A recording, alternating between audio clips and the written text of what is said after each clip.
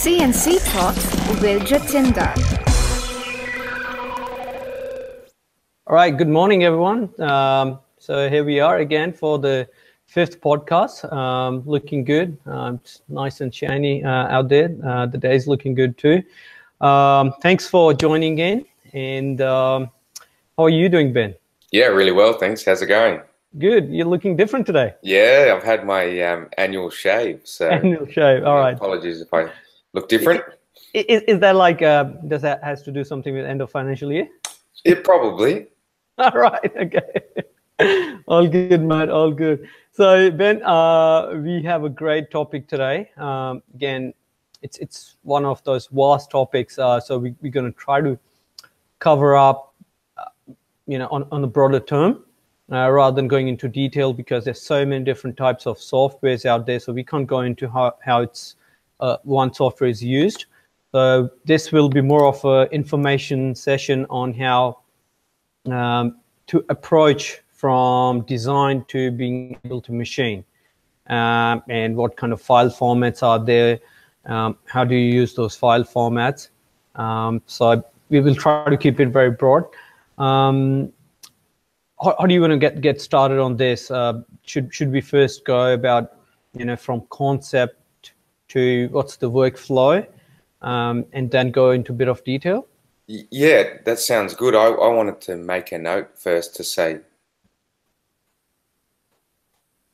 sorry, can you hear me, Jet? Yeah, I can. Oh, sorry about that. Yeah, I just wanted to make a note to say this is one of those topics where everybody knows something different and has learned something different and has a new or a type of workflow that somebody else hasn't picked up or guessed. So comments today, you guys, at any point when you got something to pipe up, definitely pipe up, because watching, this is sort of the going from design to machining. This part of the workflow is where I learn just from watching people and from talking to people about it and hearing, that they've got this little tip or that little tip. There's so much to learn here. So just pipe up with, I do it this way, and have you tried this, and what about this software? Because I'd like to learn a bit out of this too.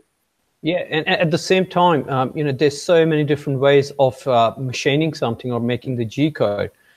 Different softwares or different approaches. There might be one software package. There might be a couple of that you go into the different steps. So exactly. So it's more of a learning thing. One kind of software might work in one situation, but it might be not good in a different situation. So yeah, having a good broad knowledge of what's out there, what kind of software is good for what job is really important. Right. So let's roughly start from talking about, let's say someone gets a part that they want to machine, and what's the workflow of that. Okay, so generally the first thing is, if you don't have a CAD model of that part, then you do make up in CAD, and now it depends on if it's a 2D model or a 3D model, and the approach is different. At the same time, if you're going to be machining a 3D profile, for example, or a 2D cut, let's say if you're cutting a sheet using a plasma, then it's just a 2D cut, because you're just basically cutting in the X and the Y position. The design approach is going to be different to if you're machining a block on a milling machine, for some sort of a fixture or something. So, because in that you also have the Z movement happening all the time. So, as a starting point, that's a huge gap already. So we would start off from making that CAD model, if it's not there. And then basically from that CAD model, transferring it to the G code. And the G code is what the controller runs, and that part is the CAM. So that's where you convert your design from your 3D part or a 2D part to the G code. Now, there are so many packages out there. Do you have any favorites on this, like as a package, Ben? I use Inventor. I say a lot about Fusion 360 because I'm just really impressed with it. Really impressed with the price of it and the ability of it. And I feel like it's such an incredible offering from Autodesk to drop that for free or nearly free for everybody, especially for hobbyists. Hobbyists and startups and students. It's such an incredibly powerful and until recently would be a very expensive bit of software to own. Plus, at the same time, the integration, the level of integration, and now we're not just trying to sort of say or incline towards one package. And again, it's not like Autodesk or Fusion 360, anyone's paying us for this. It's just more of the personal experience of what we've seen with other clients. I still remember before, what we used to do is that first design something in a CAD software and then use a different CAM software and trying to export the parts from that into the CAM software and then create the tool parts to make the G code.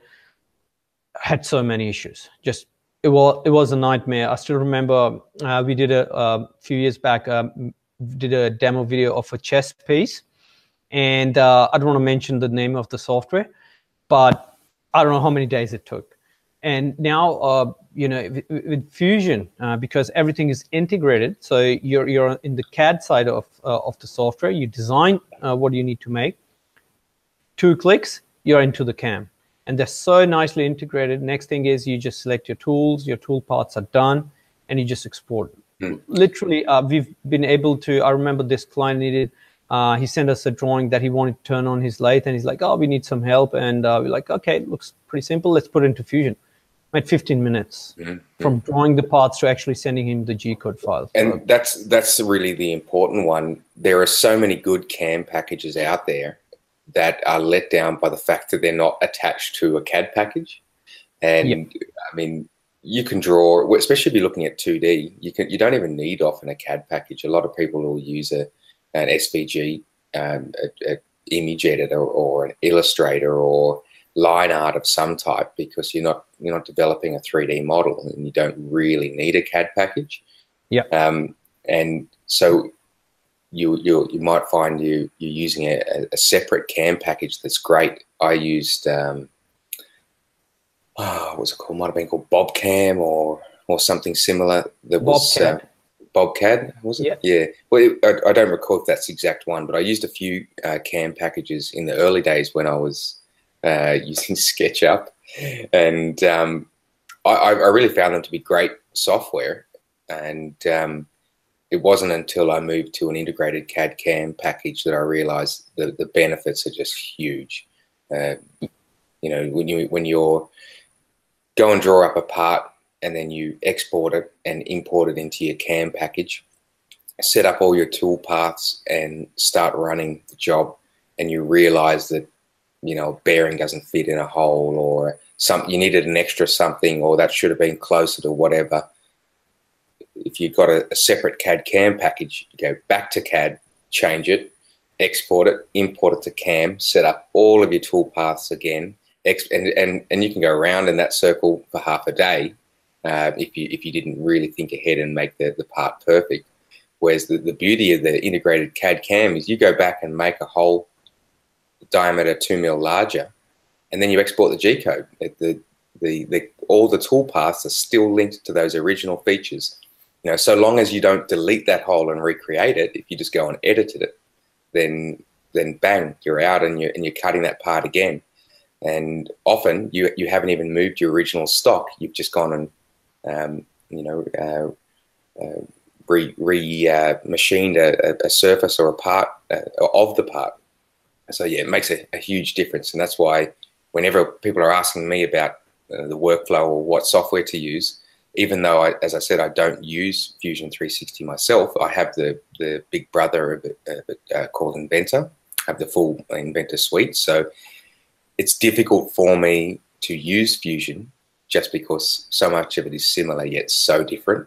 And so I peek around inside Fusion when I'm helping out people try and get something done, but I don't use it on a daily basis. But that said, I know what it's capable of, and I've watched a lot of people using it, and I've had to use it, on occasion myself, and I think it's brilliant.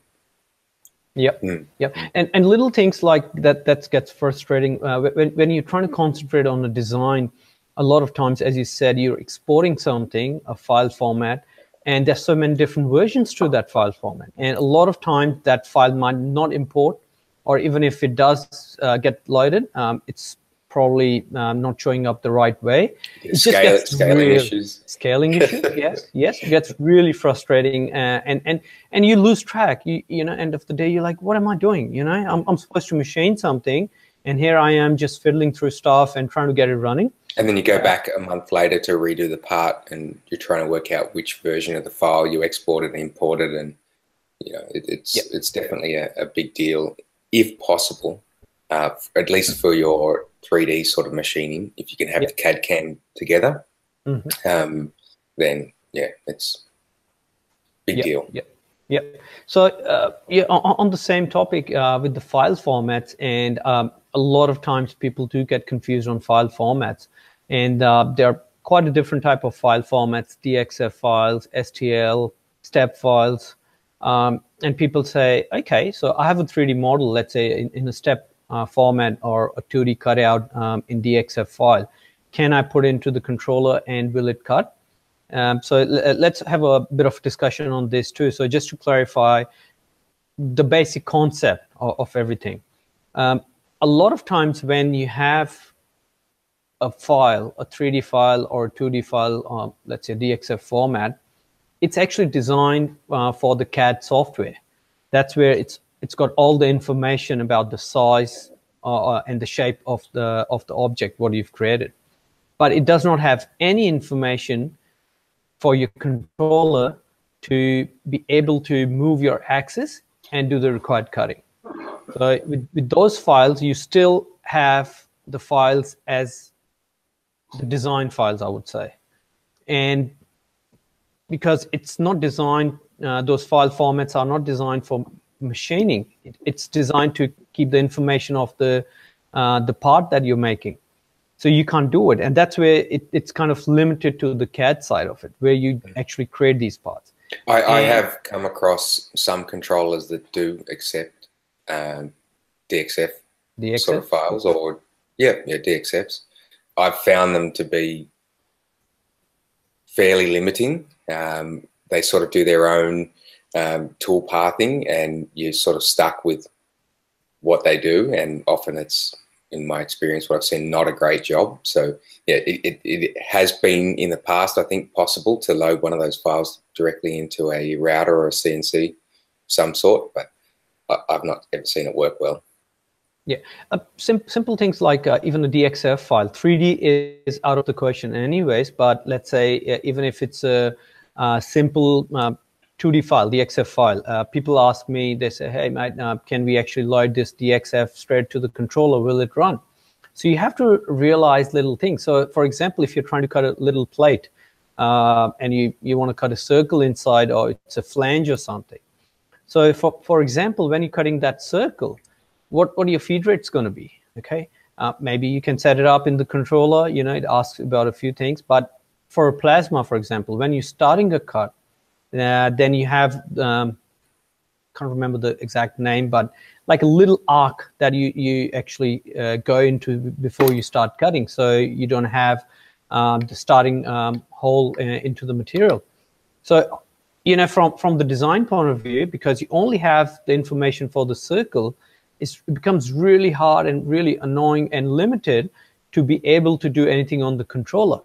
So that's why the best thing is you have your 2D or 3D design, you move it to the CAM package, and that is the job of the CAM package. You do not design anything in the CAM package. You just grab the design, and in there, that's where you define the tool paths. Again, just as a definition, because we have all sorts of users, you know, advanced and new users. So what's a toolpath? So basically, toolpath is the information that we give to the controller to say, okay, let's say I want to cut this 100 by 100 square piece. Okay, so that will have the information to tell your axis to go, you know, x100, y100, x0, y0. So you end up having a square cut. And what feed rate you want to cut at? If you're doing multiple steps, what the depth of cut it's going to be. All those things will be set up in the CAM package. And that's where you need the CAM package. It needs to be properly done. And the beauty of, as Ben said, using it on the computer, because you have the option and the resources that you can just drag in your designs. With a couple of clicks, you can define what you need to cut, which side you need to cut, what feed rates you need to cut. And that's when it will export that information into the G-code file. And the G-code file is the file that will run on any controller, because that's got basically the X, Y, Z and location. It says, go X this direction, Y this much distance, this much speed, and then the controller just does it for you. So basically, that G-code file or the controller in that sense is just going to follow the instructions in that G-code file. It doesn't have its own logic as to, should I have a different feed rate or whatever. You do all that on the CAM side. For example, it can be the same job and you need to cut 2 different holes, but you need to have 2 different tool diameters.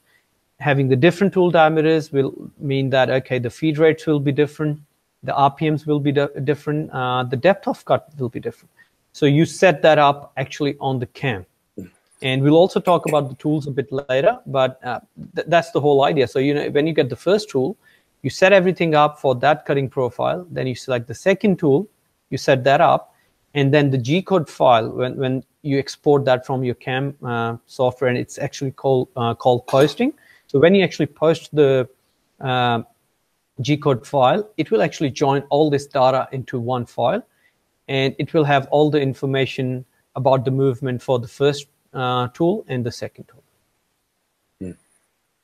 So that's the basic flow. So again, I'll just quickly repeat, and Ben, if I'm missing something, maybe you can put in some thoughts. So basically, we have the CAD side where we design things in either 2D or 3D. Once it's done and you have the design, that's when we move to the CAM. And in CAM, no more designing. You just select the type of tools that you want to use, and then the type of machining profiles, what you want to do. And the last bit is from CAM, you post to a G-code file, and that G-code file is what you actually run on your controller to cut the parts. So going back a few steps before CAD, some people will have a part that they've been given, or will be going to design a part, and it's an interesting point to make that if I've had experience a few times with people who have an STL file that they've had a product they've made by hand and gone and had it 3D scanned in order to bring onto their machine or to a machine and have reproduced. And you've got to have the right file. You've got to have the right file type and have an interchangeable CAD format file if you want to get very far in machining it. So if you do go to have something 3D scanned to create a file for you, beware that it's possibly you'll be handed an STL file. And I can't stand STL files. They're not, I'm sure they're good for something, and 3D printing wise, I think they're quite useful. But if anyone's not familiar with an STL, they're a 3D, they're a bunch of little triangles masquerading as a 3D model. And when you actually go to use them in a real CAD and definitely in a CAM environment, they just cause all sorts of trouble because they're not a real solid. Is it different to a step file? So I think the step file is a solid file, and this is more of a shell. Exactly. Well, yeah. They're a mesh made of triangles, so you don't get your real shapes, and they're also not terribly interchangeable. You'll find with a step file, you can get step or an IGES file. You can run them between so many different CAD packages without concerns for scaling. Generally and often, almost natively in between different CAD packages. So if you can get your hands on a step file of a model, you can probably take it anywhere and bring it into a CAD CAM and produce your part. If you've got an STL file, you can probably 3D print it, and that's something from the when you're thinking about creating files, think about the file type that you're going to be creating, and also where you're going to start CAD-wise, because I have a lot of people that I talk to who are getting into CNC or thinking of getting into CNC, and they say, oh, I've been working with SketchUp, and I say, oh, stop right there. Once upon a time, SketchUp was the free option, and for that reason it was great, and things have moved on a long way since that point. And you also hit a roadblock very soon, and especially, first of all, there are so many options, and if you look at it, you're like, that's probably the hardest way of doing something. And maybe you can design something visually, it's fine, you can measure a few things, you know, whatever, but if you're thinking that you're going to use that information somehow to be able to machine, a lot of trouble. Yeah, it can be done, but you know, there's a lot of little scripts and add-ins and tools that you can use to try and make it useful. But any time you spend investing in learning SketchUp is basically wasted time. You will find its limitations very quickly, and you'll go and spend that time relearning Fusion or something similar. So I generally stop people straight away there and say, look, there are now other affordable options. Use a full 3D design package, a decent one, and it'll you know, you will find other uses for it. It's not going to be wasted knowledge. Any time you spend learning a real CAD package is going to be useful for you. But in yeah, the future. it's just basically from the machining point of view, it's just probably not the right way of doing things. Yeah, it's very limited. And as you said, there's always these little tricks or, you know, scripts or whatever that you can import something, export something. By the end of the day, if you want to machine something, you're concentrating on machining that rather than, you know, spending all this time on the computer. So you'll probably actually end up, what I've seen from my own experience at times, you can spend more time just getting the things in the right order than actually designing the part. If you have the right tools, you can literally, you know, go in minutes and hours. Yep. And you mentioned about the file formats. I actually, you know, over here we prefer step files. We pretty much use everywhere. In fact, the full model for the Meso controller is available. If someone needs, you know, they can request for the mounting positions in step file. And I remember one of my clients was trying to mount the Meso. He ended up breaking the DIN rail mounts on one side. So he was in the US, and we're like, okay, we can send you another, you know, side panel, whatever. And he's like, hey, can you give me a step file? I have a 3D printer. And we're like, yeah, here you go. And next day he sends me this photograph of this 3D printed side panel hooked up to the Meso, and it was crazy. It was just amazing, you know, just to see how easy that has become. So, you know, if we have the right file formats, you know, he literally probably went, you know, get the file. He had the full assembly. So he, and again, with step files, you can actually have assemblies, you know, all together. So he probably just exported the one side panel, put it into his 3D printer, you know, and by morning he had it ready. So that's an interesting note on the CAD CAM workflow to point out the difference between 3D printing and CNC machining. Yeah. Because I think a lot of people are a little bit stunned when they get into the workflow side. You know, they'll build a machine or buy a machine, and there's some learning to do with building the machine or at least tuning it. You end up learning a lot mechanically and electronically about your machine, and then get to the point where you realize there's no Command Control P print option to get a file out to the machine.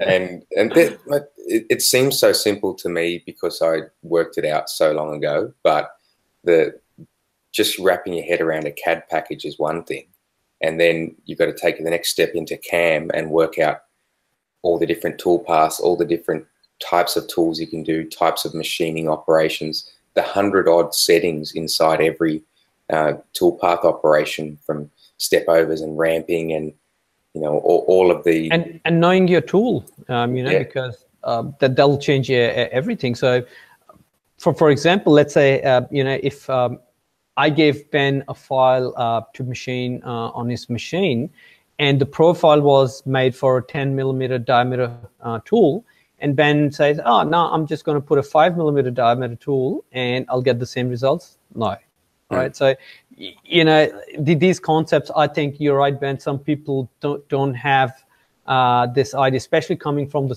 3D printer side of things.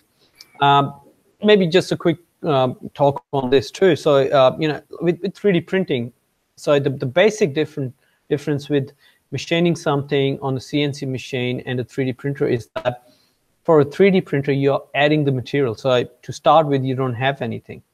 And for a milling or a lathe, any machining operation, you have a material that's bigger, has to be bigger the size of what you're trying to machine. And then you actually cut the excess material off, and you're left with what you need to make. And this has a huge difference. On a 3D printer, you don't have tools, for example. Okay? You can get away with a lot because you're not, other than dropping plastic layer on layer, there's no actual interaction between the part and the print head. So basically, you don't have to worry about chip loading and mechanical stress of any sort. Like the only thing from the 3D printer side of things is if you just know what's the diameter of your extruder, for example, okay, how much material it's going to put in, the software will make the G-code accordingly. That's it. And then if you make 10 different designs, it knows it has the same setup, and it's going to do everything. You jump to a milling machine or a lathe or something, that's where you have to first know what kind of tool you're going to use. Okay, is the tool going to be flat? Is it going to be round like a bull knife?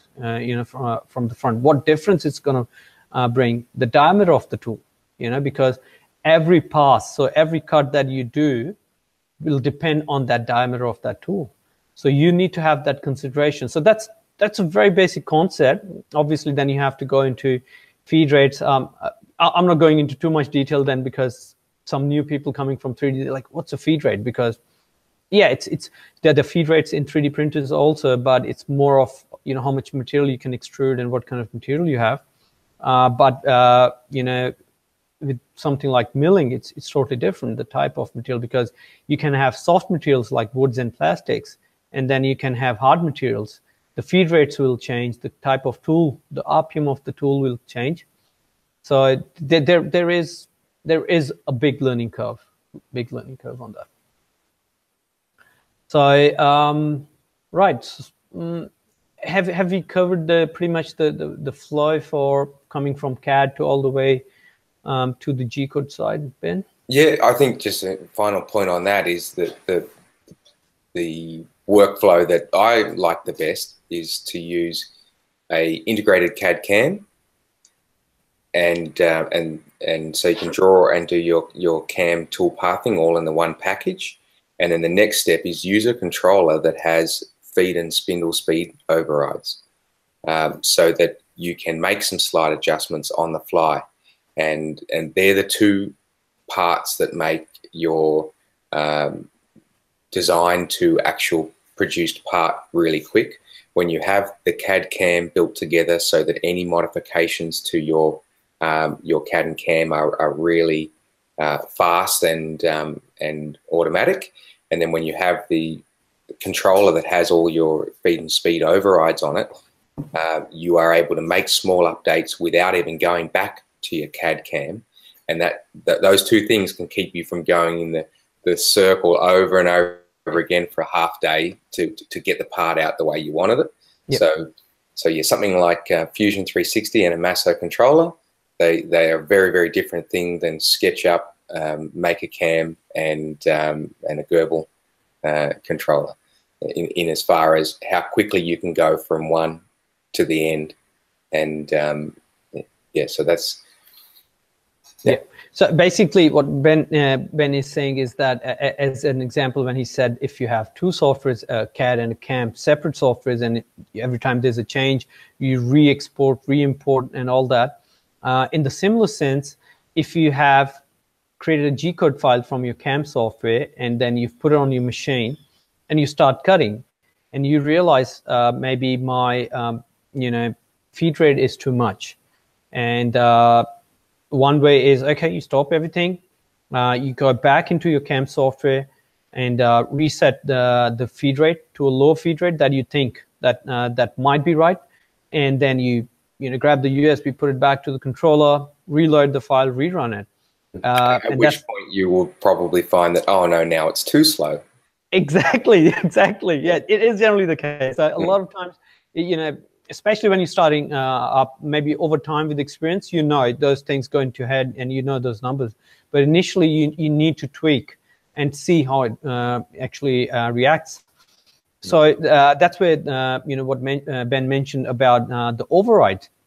So what those the feed and the spindle RPM overrides do is that if you're cutting at a certain feed rate, and while it is running that G code on the machine, you can press, for example, on the Meso, you can turn the hand wheel or press the plus and the minus key before you have to select the feed override option, and then the feed rate will change in real time, and you can see visually on your part and say, okay, that looks like the right feed rate. Yeah. On the screen, you can see what's the feed rate for the future as a reference. But you can keep cutting your job and complete your job. So in real time, you can change that value. Same with the RPM of your spindle. Sometimes the tool might be running at a high RPM, and maybe you're cutting a plastic and it's burning the plastic or something, and you want to decrease the RPM, or maybe increase the RPM. You're not getting that finish of the cut. So you can do that in real time rather than switching back to the CAM software, and that saves a lot of time. Saves a lot of time, and I think pretty much everyone uses this option. It's one of those must-have things. Right. So that is that for the feed overrides. The tools library, Ben. You know how we talked about the tools and different diameters of the tools. Let's talk about the tools first, and then we'll go and talk about different types of CAM softwares, why they're different. And generally someone might say, hey, I'll just get one software and it'll do everything. So it's generally not the case, and we'll discuss about that. So with the tools library, do you want to talk about the tools library, Ben? Or yeah, sure. All CAM packages, I think, will have some form of tool library where you're able to, you might have some default tools already in there, but you're able to go and add tools and select the type of tool and its diameter and the length of its cutting flutes, etc., so that you are defining a tool to use now and in the future. And it's tempting initially to just grab any tool of similar diameter and use it in your tool path just to get a job out and done. But I've found the tool libraries to be a lot more useful and powerful than just allowing you to select a 6mm tool. And at the same time, once you have the libraries properly set up, because everyone will have their own different tools. So when you're designing something, you'll know what kind of collection of tools you have. On some machines, the length of the tool or the diameter of the tool holder also needs to be considered, and that's probably very high end, not like anything for the new guys. But for example, if you're trying to cut a board that's half an inch thick and your tool is quarter of an inch long only, so you can't cut through, for example. If you have the right diameter of the tool and the length of the tool set up in your tools library on your computer, when you're designing a part, you can see if you select a tool, then is it going to do the job or not, and it makes it much easier. To elaborate on that, I use that quite a bit if I'm doing some 2.5D contour milling and I need a ball nose end mill to get right, to make a nice finish. You might find that you can select a any old 6mm ball nose that's in the tool library, or just quickly create one, and it looks fine, looks like it'll do the job, but you end up running the side of the shank of the tool into some material, or you end up burying your tool holder or your router collet nut into a piece of timber. Whereas if you had gone and if you'd gone and set up the tool and really looked up the data of the end mill you're using and used appropriate values, it's got a 17mm long cutting flute, it's got a shoulder of this length, etc. In a good CAM package, when you select that tool and simulate it, it will show you, oh, look, you've gone, you know, your tool holder is going to hit here, or you're cutting too deep for this tool, and you get to see that before you damage your part and damage your tool. And so for that reason, setting up all of your tools appropriately in the tool library is really, really handy. Yeah. And sometimes people think it's only important if you have an automatic tool changer, for example, and they're like, okay, you know, we know what kind of tools are in the machine, and then we define it. It's definitely a requirement for, when you have an automatic tool changer, because then the tool numbers have to be right. So, you know, you need to have done that work before, that my tool number 1 is this tool, tool number 2 is this tool, and the same should reflect in your CAM package, because when you're going to export the G-code file, the tool numbers have to match. You can't say, okay, my tool number 1 is going to be 5mm tool in the CAM package, but the tool that you load on the machine may be a 10mm tool. It's not going to work. So you need to have you know, both of them in sync. You know, the information need to be updated at the same time. And then if someone says, okay, you know, I don't have a tool changer, I generally change the tools, you know, by hand. Still, it's very important to get this right, because you can end up loading the wrong tools. So you need to have, you know, a good sync kind of thing between your CAM software. You have to do it manually though. Basically, for example, in Meso, you're into the tool setup window. You define, okay, you say that this is my tool number 1, and you can actually give names to those tools. It makes it easier if you're doing manual tool change. The reason is, when you make the G-code file and you run that on the controller, if the G-code needs you to be running tool number 5, rather than saying, okay, load tool number 5, and then you have to look around, you're like, oh, what was tool number 5, you know? If you had a name, a proper description, then on the screen it'll say, load tool number 5, you know, 5mm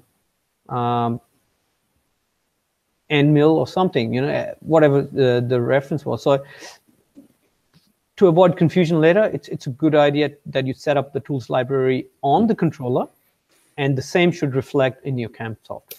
And there's a lot of good reasons for managing your tool library, and you touched on one of them a minute ago when we were talking about the feeds and speeds, and you said, okay, you're doing a cut and you think, no, that's not fast enough, or I need to up the RPM, and you'll remember it for next time. You know, you make the change on the fly. You're watching the chips come off, and you think, yeah, that's good. I'm getting a nice surface finish. This should have been 300mm a minute. You don't have to remember that for next time. You can go back into your tool library generally and update the default feed speed or the default spindle speed. And then next time you're doing a job and you choose that tool, it will offer you those settings that you went and put in. So I don't know if I explained that real well, but say you're machining some plastic, like Jatinder said, and you find that you're hanging around too long in one area because your feed rates are too low and it's generating heat and making a molten pool of plastic. So you have realized this when the cut started, and you plus, and you've ended up doubling your feed rate. And you think, oh yeah, that looks great. Okay, that's where I'll cut this type of plastic with this end mill in the future. And you don't have to go and write that down on a bit of paper, or just remember that last time I had to double it. If you're using Fusion, for example, you go back into that tool library and you bring up that tool and you see, yes, I had it at, you have a look at your tool path and see, okay, I was running at 1,000mm a minute. I had to double it. So you go into the tool, its default, it set its default feed speed for 2000 millimeters a minute, and then forget about it. Next time you go to use that tool, you'll select some pattern on your part, choose that tool, and it'll automatically fill in 2000 millimeters a minute. And that's really handy. And on that note, I will often, if I have one tool that I might use for different materials or in slightly different ways, sometimes I will copy and paste that tool in my library and call it for ABS plastic, for aluminium, and I'll put a different set of feeds for that one tool. Same tool with different profiles. Yeah, exactly. Just so awesome. Because I'm not great at remembering anything, so to have that the previous learning loaded into my tool for future use is really handy. Yeah, and also that there are like too many factors, Ben. It's not like, hey, it's just one or two values. You know, every different type of tool, different type of material, different type of depth of cut. You know, if you try to calculate, just so many combinations. Yeah, so and you will always have to consider that, even if you've got some good parameters loaded in, default parameters loaded in for a tool.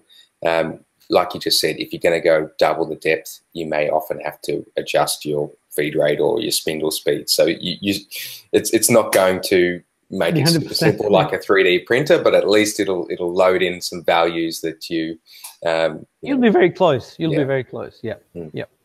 Now, good point. Good point. So yeah, managing the tools and the tool libraries, it's very important. It's you know, less headache later. Otherwise, you're going to spend a lot of time thinking and trying to remember stuff. And you know, when you're machining, you're like, oh, now I know how it works. And then I don't know, a few weeks later, you're definitely going to forget. At least I do. So,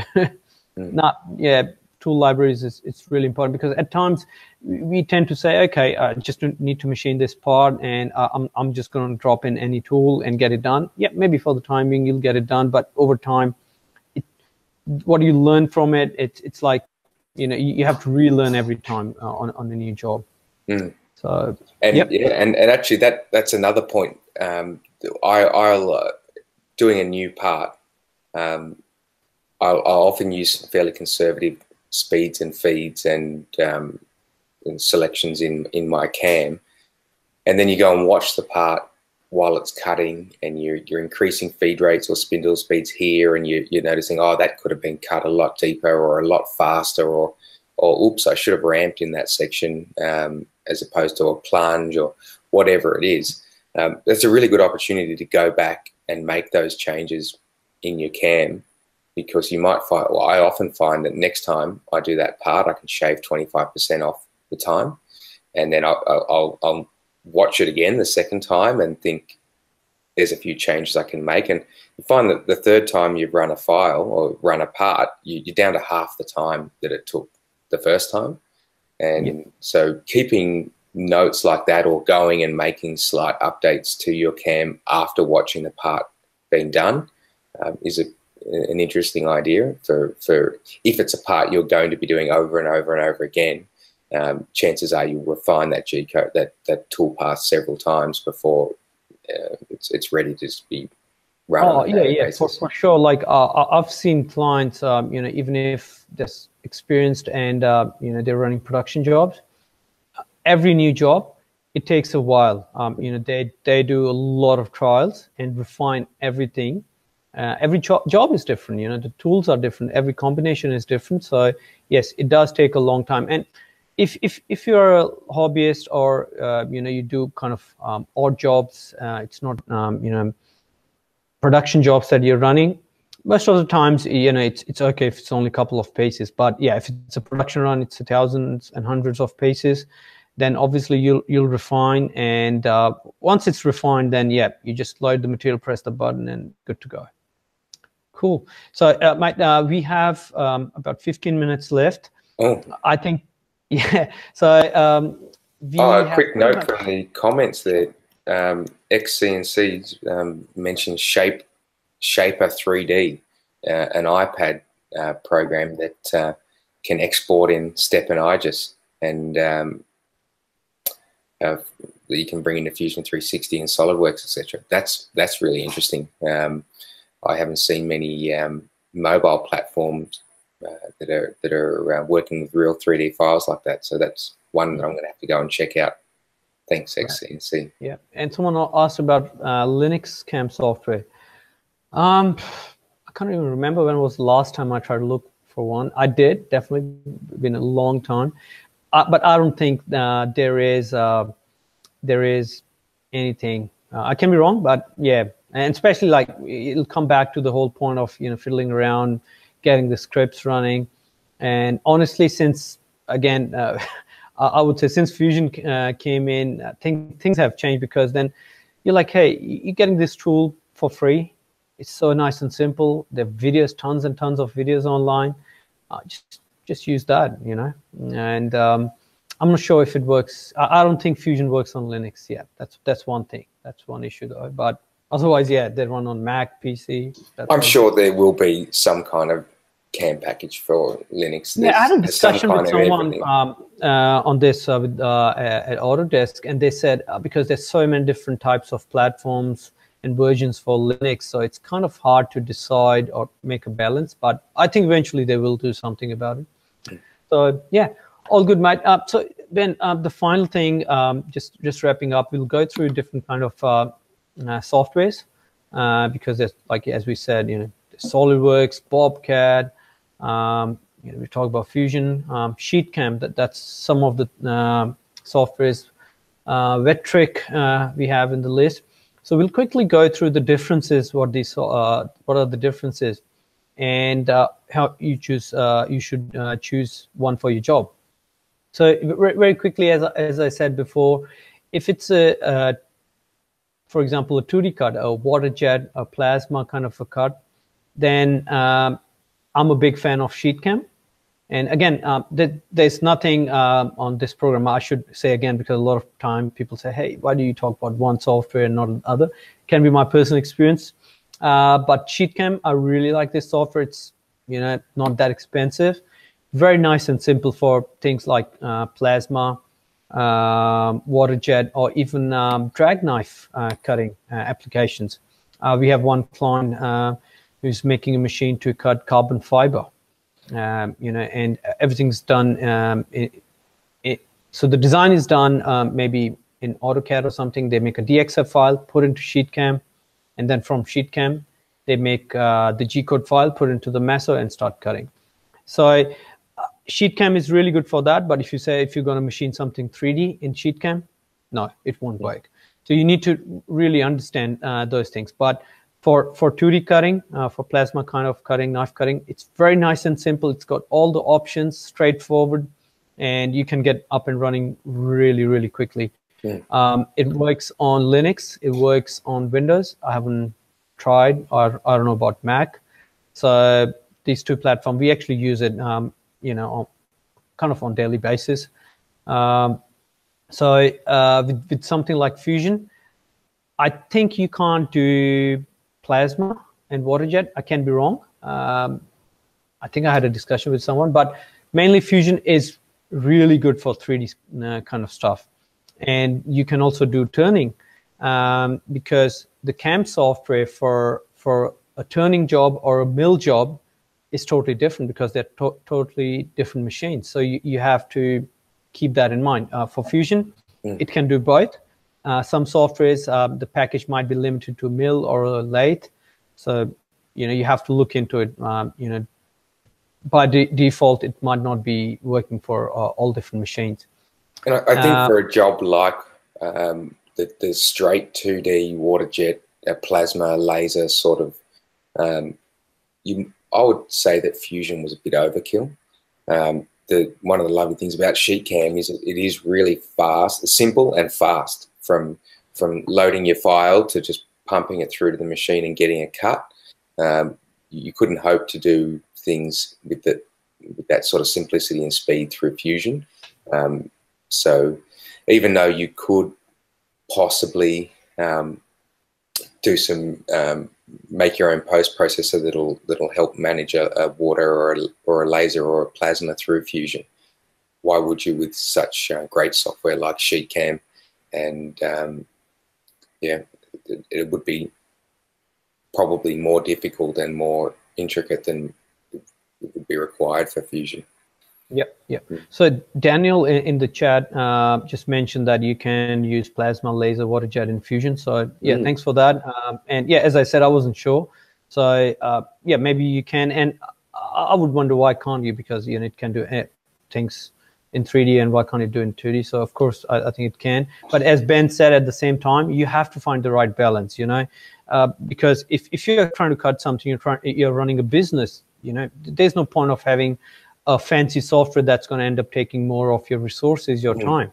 And if you know your business, for example, is maybe making some specialized gates or cutting these sheets on plasma, every day, then sheet cam might be the best option for you. You just draw in one software and put in sheet cam, straight to the controller, start cutting.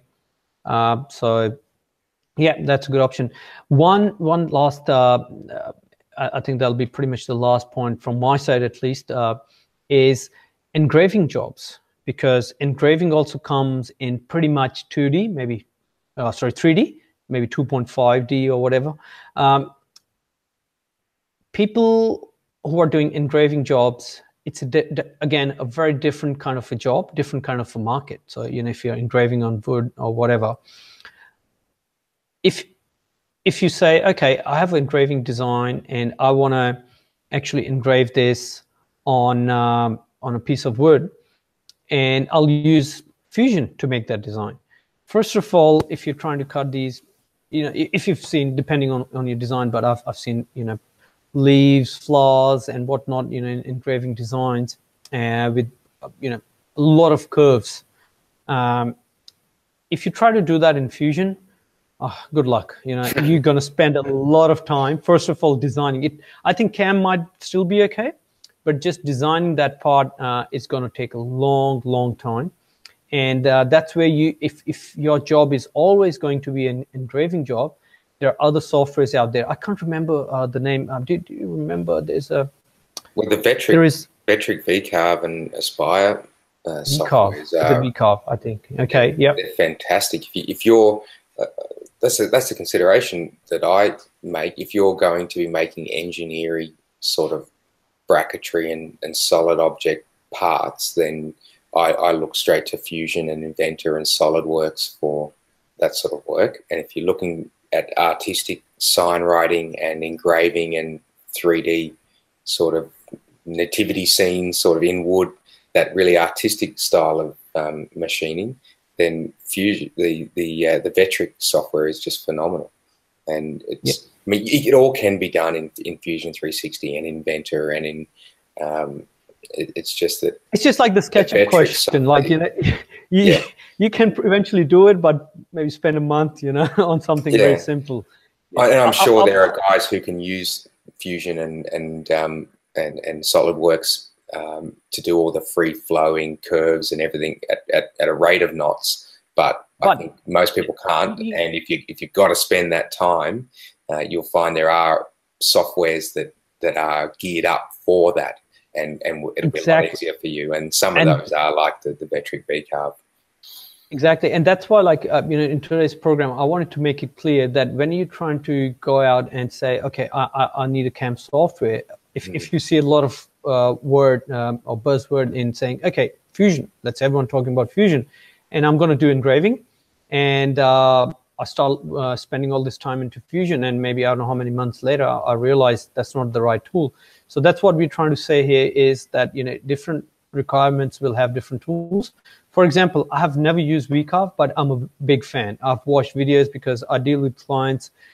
They design stuff in VCarve, send me the designs, and I always get, really excited, and it's amazing. I've actually saw a video. You can literally have an image file, a BMP or a JPEG file or something, import that into it, and it can be a photograph of something, a flower, or a photograph of a person, and it can convert that into 3D profiles and depths and curves in a few clicks. And then straight away you export that to the G code, put it into the controller, and you have great carving. I just can't imagine how would you do that in Fusion, for example. No, no. The other thing about that sort of software is because it's not, it's designed for creating good-looking artwork sort of stuff on a router. So that's exactly what it does, and it can take you almost on a wizard, on a journey from start to finish. So if you're an engineering sort of person and you know a little bit about tool pathing and you know every setting that you need to go and find and turn on, then you can use Fusion and Inventor and really, you know, work well with them. But if you're coming from a different background and you're more of an artistic sort of worker, you may find that the VCarve taking you through and asking you the questions and pointing you from start to end without you having to know where to go and what to turn on in order not to make a shocking mess is a really great method that they use. So I didn't explain that terribly well, but what I was trying to say is that when you're working with the Vectric VCarve, it is a start to finish sort of wizard. It's purely designed to get you from your 3D part to a machine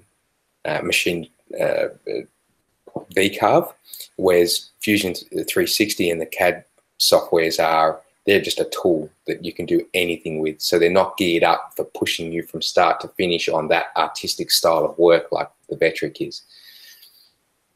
Yep, exactly. So, you know, just to wrap up, I would say if someone's new to this whole CNC thing and, you know, if they're looking for some business ideas, they want to machine something, and maybe they have an idea and they want to machine something, and go and spend some time, maybe a week or so, watching some YouTube videos of all these different softwares. They'll give you a good idea. Don't follow and say, okay, I'm going to just stick with one. Download the trials. That they're all giving trials now. Some of them slightly limited, but there's no. You can watch a video and it's very different to actually go and download that software and work your way through it and do it both with Fusion and Vectric and SheetCam and use all the trials and actually experience what is it going to be like using this software. And you may find your initial pick of, oh, Fusion's going to do it for me, might not be right. And you know, that's so get the trials, spend a month using them, and yeah, this will, like, basically the time initially spent will save you a lot of trouble later. And money. Some of the packages are not cheap, and for a reason. Some of them are phenomenal, and the amount of work going into them, they should be charging good money for them. But that doesn't mean you need to pay for it if it's not the right tool. So exactly. Yeah. No, sounds good. So I think we've been able to cover everything. The list from my side is done, Ben, and I think time's nearly there too. Anything you want to say, wrapping up, or all good from your side? All good. All good. Great. So yeah, I think it was a good, simple discussion about, you know, how to get from, you know, concept to all the way to machining. As I said, once you decide what kind of software you're going to use, then you can go into detail. That's why we didn't go into detail about any software. First of all, there's so many, and it's probably better, you know, if you watch, let's say, if you think Fusion's going to do your work, then go and watch Fusion videos, go into details. But this was more to give you this idea that do a bit of research, find the right tool for you. So, you know, later it just makes it easy for you to be able to, you know, create what you want to create. So again, thank you, Ben, for being here and spending time. And thanks everyone for the feedback. Again, this topic was requested by a lot of people. And initially I actually didn't even think of this topic, but now I'm like, yes, you know, why did we miss it? If you have more questions, any topics, actually next week's show or something, please drop us an email, and we'll try to come up with the information and yeah, get back to you. And there are a few questions in the chat regarding the master controller. I would say if you can drop us an email on support, we'll just get back to you on that, and we'll go from there. All right, Ben, Thank you so much, and Good. have a good day. Alrighty, we'll do. Good on you. All right. Thanks, everyone. Cheers. Thank you. Bye.